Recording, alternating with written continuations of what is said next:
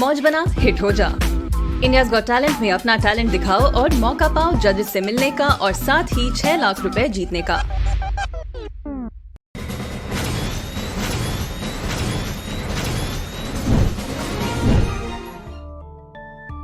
नमस्कार, one India Hindi में आपका स्वागत है। मैं हूं शिखा धूरिया।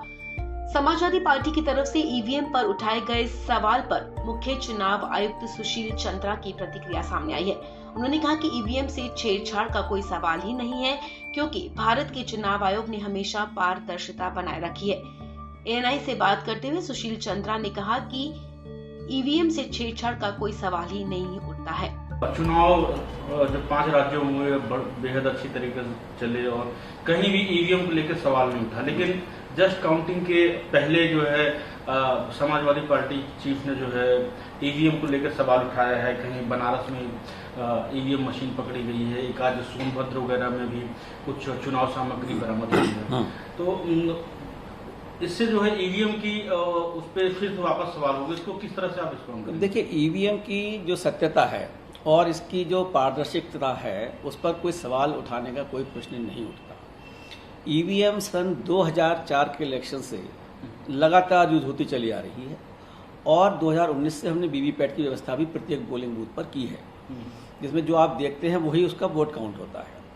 इसको जो सील किया जाता है, सबके समक्ष सील किया जाता है, सारी पार्टियों के सिग्नेचर्स होते हैं। जब वो सील की जाती है उसके बाद उसको स्ट्रांग रूम में रखा जाता है, जिसकी कि 3 टियर सिक्योरिटी रखी जाती है और उसको वीडियो कैमरे से भी गो डाउन जो स्ट्रांग रूम है उसका बाहर दिखाया जाता है। वहाँ पार्टी भी अपने सब एजेंट को रखती हैं, तो कोई भी पोल्ड मशीन स्ट्रांग रूम से बाहर नहीं आ सकती। सुशील चंद्रा ने आगे कहा कि हर ईवीएम का कोई न कोई नंबर होता है। उन्होंने बताया कि ईवीएम को त्रिस्तरीय सुरक्षा घेरे में स्ट्रांग रूम में रखा जाता है। वहां सीसीटीवी कैमरों से निगरानी की जाती है। स्ट्रांग रूम पर राजनीतिक दलों के एजेंट्स की भी नजर रहती है। तो ईवीएम से किसी भी तरह की छेड़छाड़ का सवाल नहीं उठता है और न ही कोई ईवीएम स्ट्रांग रूम से बाहर ले जाई जा सकती है। देखिए, मतगणना हमेशा से एक बहुत ही पारदर्शिक तरीके से होती है और इसकी एक पूरी एसओपी है जिस तरह से हम इसको मतगणना को कराते हैं। मतगणना केंद्र के अंतर्गत केवल जो अधिकृत पार्टियों के एजेंट हैं वो जाते हैं। सभी पार्टियों के एजेंट वहाँ पर मौजूद रहते हैं प्रत्येक टेबल के ऊपर, और जो ऑब्जर्वर्स हम लोगों ने लगाए हुए हैं वो भी वहाँ पर पहुँचे हुए रहते हैं, जिससे किसी तरीके की भी प्रॉब्लम न हो पाए। अगर कोई भी चीज़ की शंका होती है किसी को तो ऑब्जर्वर्स के पास आप पहुँच सकते हैं और वो उसको समाधान करेगा। ये हमारी पूरी प्रक्रिया है, कम्प्लीटली ट्रांसपेरेंट है और पारदर्शक है। और प्रत्येक राउंड के बाद पॉलिटिकल पार्टीज के एजेंटों को उसकी गणना की सूची दी जाती है कि कितनी हो रही हैं। जो ईवीएम लाई जाती हैं उनके नंबरों का मिलान किया जाता है, उनके नंबरों का पूरा जो सिग्नेचर्स होते हैं सभी पॉलिटिकल पार्टीज में जब बंद की जाती हैं वो देखे जाते हैं, उसके बाद वो खोली जाती है। और स्ट्रांग रूम के अंतर्गत जो भी हमारी मशीन्स रखी हुई हैं उनकी 3 टियर सेफ्टी की जाती है और सबके उसकी वीडियोग्राफी होती है। पॉलिटिकल पार्टी के एजेंट्स बाहर रहते हैं, वीडियो कैमरे लगे रहते हैं।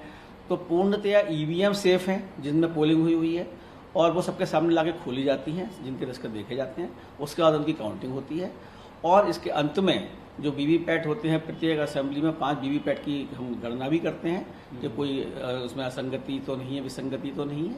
और इस तरह से इसको पूर्णतया पारदर्शिकता है इसके ऊपर और कोई भी अनाधिकृत व्यक्ति उसके अंदर प्रवेश नहीं करता है। मुख्य चुनाव आयुक्त ने वाराणसी के एडीएम एनके सिंह के निलंबन को सही ठहराते हुए कहा कि एडीएम की गलती ये थी कि उन्होंने राजनीतिक दलों को मानक संचालन प्रक्रिया के मुताबिक प्रशिक्षण उद्देश्यों के लिए ईवीएम की आवाजाही के बारे में सूचना नहीं दी थी, जिससे कि अफवाह फैली। इस खबर में फिलहाल इतना ही। तमाम अपडेट्स के लिए आप बने रहें वन इंडिया हिंदी के साथ।